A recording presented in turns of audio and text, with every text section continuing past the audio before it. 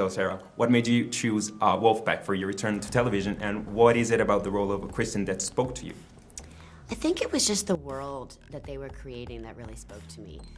I think for a while I thought, I can't go back to this world because it'll inevitably have comparisons to Buffy, and it's very hard to live up to that. But what I realized is you could take the concept, the idea that, you know, the monsters were a metaphor for the horrors of adolescence, but you could put that into the, you know, more modern spin. And so our demons are the metaphor for anxiety and loneliness and isolation and this disconnect that's happening, I think, because of technology. Yes.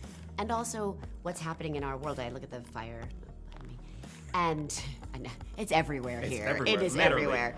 And you know, what it's doing to the animal kingdom, and how some of our disregard for the earth, what it's caused, and I realized that you can sort of take that and put a spin, and then it just seemed, well, then this is what I should do. Absolutely. And where I should be. And you are. That's wonderful. Now, you're no stranger to both the coming of age and the horror genre. Throughout your career, have you ever feared of being typecast or pigeonholed? I mean, there's only so many genres you could work in, right? You know, you can do romantic comedies, you can do action. And I think the thing about this, and I think Supernatural really does encompass so much, because horror, thriller, all of it, is that the supernatural sometimes allows you to tell the most superhuman stories, so you kind of get to do it all. You get to do action, you get to have that fantasy, and it's also about what people want to see, too. If I get pigeonholed in successful shows and movies, like, I'm not complaining. Yeah, right? I'm here.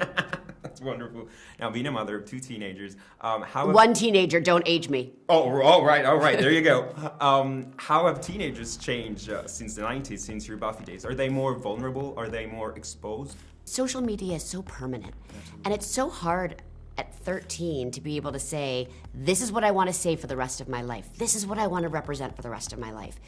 And no matter how hard I try to teach my children that, I don't know if it's a concept they can really understand, because it all seems so far in the future. I think kids also discuss more about how they're feeling, how things are making them feel. They're more comfortable with that. So I think that's progress in the right way. So it's like a step forward, a step back. All right.